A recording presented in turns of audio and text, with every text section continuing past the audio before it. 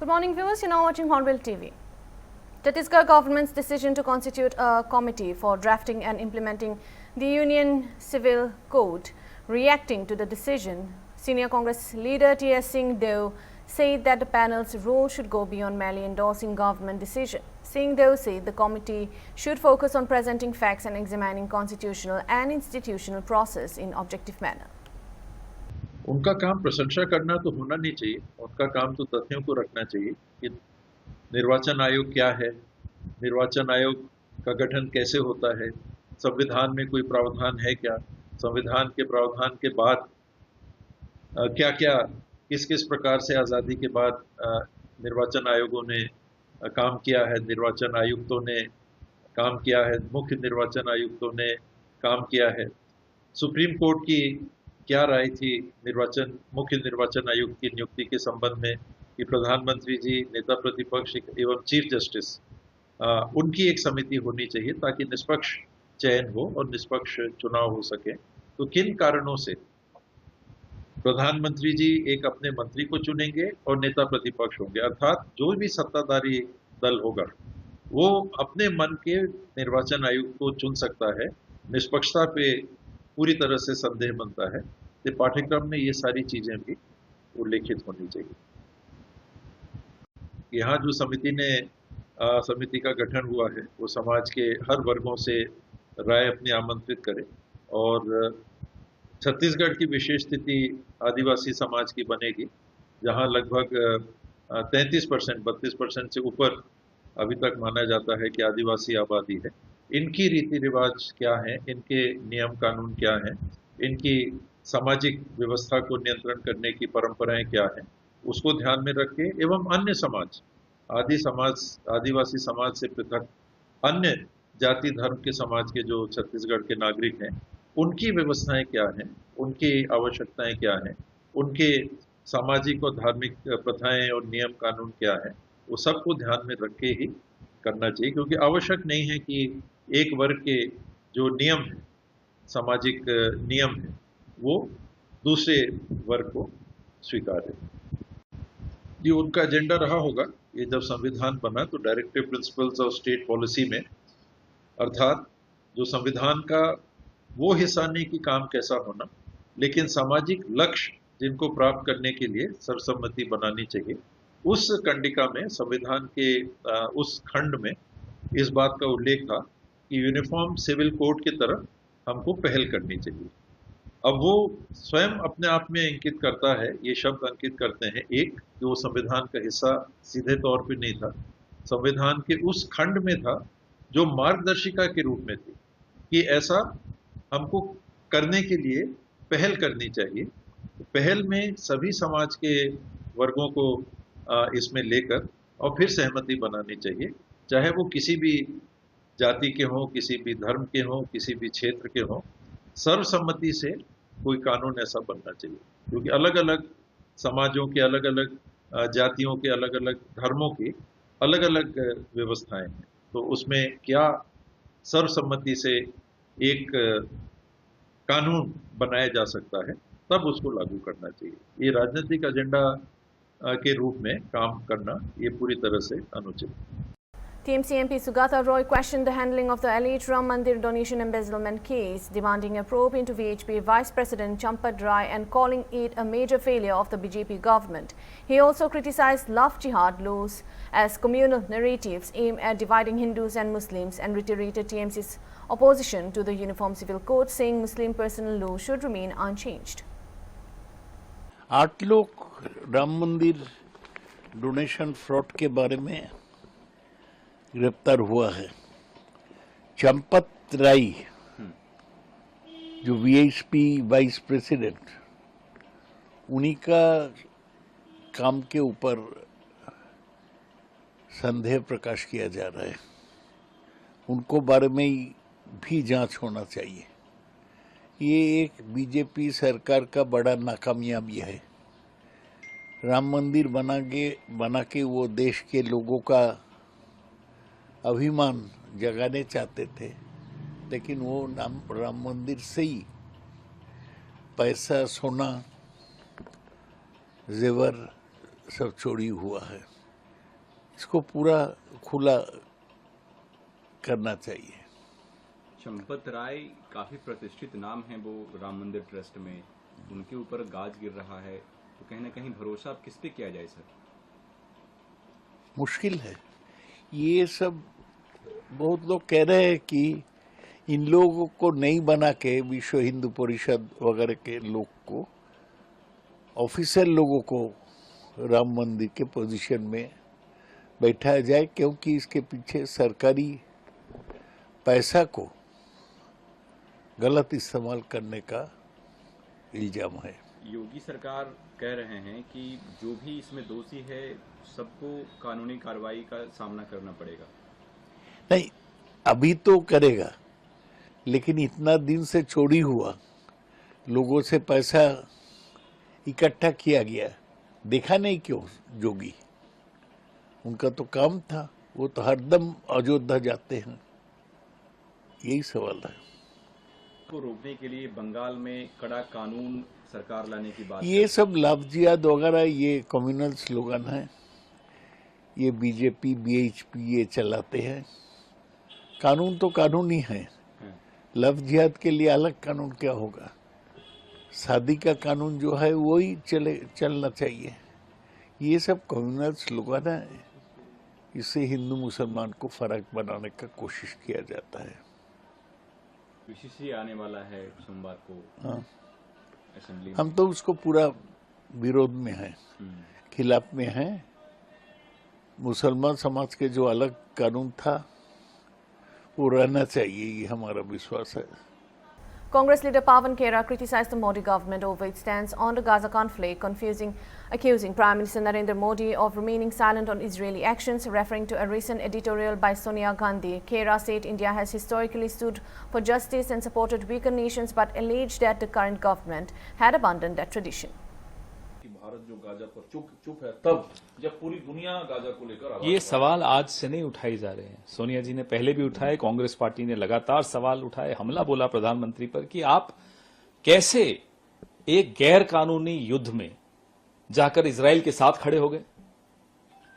आपने देश हित को तो खैर आप भूल ही जाइए, इस प्रधानमंत्री से उम्मीद नहीं है कि देश हित के लिए सोचें। जो इस देश की परंपरा रही है कि न्याय के लिए लड़ना, कमजोर के साथ रहना, मजलूम के साथ रहना, उसको भी आपने तिलांजलि दे दी। गजा के लिए किसी यूएन रिपोर्ट की जरूरत नहीं थी।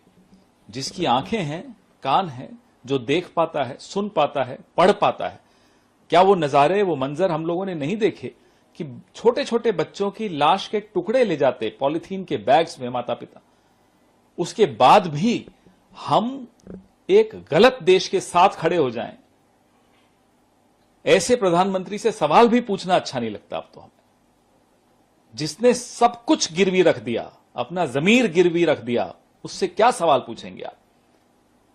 आज जो यूएन की रिपोर्ट, ये दूसरी रिपोर्ट है आई है, मैं फिर दोहराता हूं, यूएन रिपोर्ट की भी आवश्यकता नहीं थी। सबने सब कुछ देखा है। पूरी दुनिया, लगभग पूरी दुनिया एक तरफ खड़ी है इजराइल के खिलाफ लामबंद होकर, इस गैर कानूनी जंग के खिलाफ। लेकिन भारत का प्रधानमंत्री, मैं भारत नहीं कहना चाहूंगा क्योंकि मैं पूरे यकीन के साथ कह सकता हूं कि भारत की सोच ऐसी नहीं हो सकती। भारत का प्रधानमंत्री किसी दबाव में है। भारत का प्रधानमंत्री कहीं ब्लैकमेल हो रहा है कि इस तरह से खुलकर इजराइल के साथ खड़ा है, इस तरह से उसके मुंह से आवाज नहीं निकलती।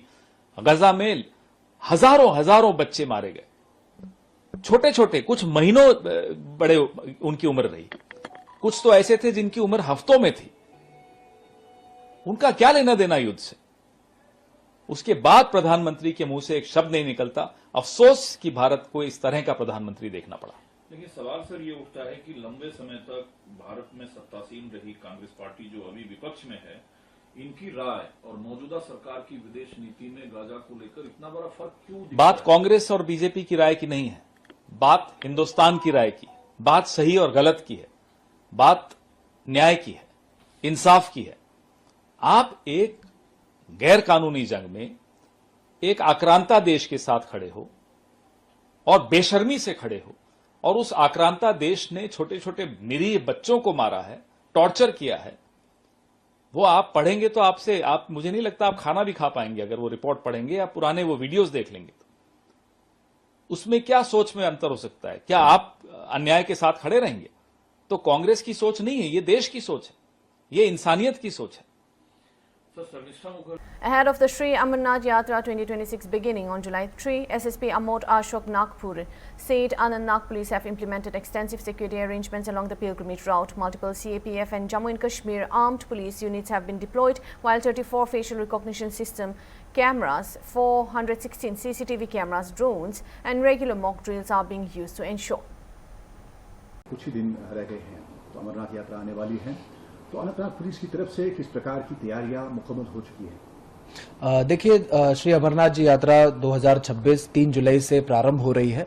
अमरनाथ जी यात्रा हम सब के लिए एक बहुत ही महत्वपूर्ण पर्व होता है और जिसकी तैयारी और हिफाजत की अहम जिम्मेदारी अनंतनाग पुलिस के कंधों पे है। अनंतनाग पुलिस ने इस वर्ष 154 कंपनीज जो है सीएपीएफ और जेके आर्म पुलिस की डिप्लॉय की है पूरे यात्रा रूट पे और होली केव तक। साथ ही साथ कुछ नए इंतजामात हमने कायम किए हैं, जैसे कि हमने पूरे क्षेत्र में 25 मचान मोर्चाज इंस्टॉल किए हैं। ये दरअसल हाई राइज टॉवर्स है जिसपे हम हमारे स्पेशली ट्रेन्ड कमांडोज को डिप्लॉय कर रहे हैं ताकि ये ईगल आई मेंटेन कर सके पूरे एरिया पे और इफेक्टिव डोमिनेशन हो। साथ ही साथ हमने फेशियल रिकॉग्निशन सॉफ्टवेयर का इस्तेमाल करते हुए 6 ठिकानों पे 34 FRS कैमराज इंस्टॉल किए हैं, जिनकी मदद से हम फेशियल रिकॉग्निशन करके अनवांटेड इलीगल एलिमेंट्स जो एडवर्स एंटिटीज है उनको यात्रा परिसर से दूर रख रहे हैं। साथ ही साथ 416 सीसीटीवी कैमराज का एक इफेक्टिव ग्रिड पूरे यात्रा रूट पे और होली केव तक हमने एस्टैब्लिश किया है, जिसकी monitoring advanced police control units में हम कर रहे हैं। 22 जगहों पर हमने अपने स्नाइपर डेट्स इंस्टॉल किए हैं, जिसमें हमने specially trained sniper commandos deploy किए हुए हैं। साथ ही साथ ड्रोन डेट्स का भी जो है डिप्लॉयमेंट किया गया है, जहां पर हम हमारे जो स्पेशलाइज्ड ड्रोन्स है उनकी मदद से एरियल सर्विलेंस पूरे इलाके पे कर रहे हैं। इन्हीं के साथ साथ अनंतनाग पुलिस ने इस वर्ष एक पहचान ऐप लॉन्च किया है। ये ऐप दरअसल एक QR code based verification system है, जिसके जरिए कोई भी यात्री, टूरिस्ट या सिक्योरिटी अमले का जवान किसी भी सर्विस प्रोवाइडर के पास से एक QR कोड को स्कैन करके मुतमईन हो सकता है कि ये सर्विस प्रोवाइडर दरअसल एक रजिस्टर्ड और पुलिस वेरीफाइड सर्विस प्रोवाइडर है। इसकी मदद से हम अनवांटेड, अनरजिस्टर्ड सर्विस प्रोवाइडर्स को अलग कर सकते हैं रजिस्टर्ड सर्विस प्रोवाइडर्स के लिए। तो ये कॉन्फिडेंस बिल्डिंग मेजर है। साथ ही साथ हमने त्रिनेत्रा ऐप का भी इस्तेमाल किया हुआ है इस वर्ष। ये दरअसल एक लाइव डिप्लॉयमेंट ट्रैकिंग ऐप है, जिससे हम एक जगह पर बैठ के कंट्रोल रूम्स में बैठकर पूरे इलाके में जो डिप्लॉयमेंट है उसको मॉनिटर कर सकते हैं। इसके साथ साथ JNK पुलिस की advanced QRTs, SOG QRTs, MRTs, markhor teams और स्नो लेपर्ड टीम्स को भी जो है जगह जगह पर हमने तैनात किया हुआ है। आज तक तकरीबन पूरे जिला अनंतनाग के क्षेत्र में जगह जगह पर 52 से ज्यादा 24/7 नाकाज हमने एस्टैब्लिश किए हैं। डिप्लॉयमेंट को इंटेंसिफाई किया गया है, चेकिंग फ्रिस्किंग को इंटेंसिफाई किया है और साथ ही साथ जो एडवर्स एलिमेंट्स है, जो टेंटेड कैरेक्टर के लोग हैं, उनके खिलाफ प्रिवेंटिव मेजर्स भी हम कर रहे हैं। तो बिल्कुल जो हमारी डिप्लॉयमेंट है उनको सारी कंटिजेंसीज के साथ वाकिफ करने के लिए हर जोन में, हर सेक्टर में मॉक ड्रिल्स कराई जा रही है और जितनी भी अलग अलग किस्म की कंटिजेंसीज पेश आ सकती है उनके ऊपर SOPs का इंप्लीमेंटेशन कैसे हो सकता है, रिस्पांस टाइम क्या हो सकता है और किस एजेंसी का क्या रोल है, इसकी क्लैरिटी लाने के लिए एक मॉक ड्रिल का प्लान डिवाइस किया हुआ है, जिसके जरिए सारे एजेंसीज मॉक ड्रिल्स भी कर रही हैं। यहाँ के लोगों को कोई खास संदेश या आने वाले जो यात्रीज हैं उनके लिए कोई खास संदेश? देखिए, मैं यात्रियों को यही रिक्वेस्ट करना चाहता हूं कि वो बेखौफ होकर बड़ी संख्या में यात्रा में शामिल हो जाए। अनंतनाग पुलिस, यहाँ की इंतजामिया और यहाँ के लोग जो आपके स्वागत के लिए बेताब खड़े।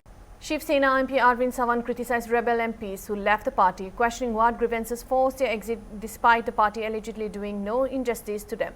He accused the rebels of failing to utilize MPs' funds, calling them sellouts and corrupt, and alleged that such potential and political corruption has been encouraged by BJP across the country.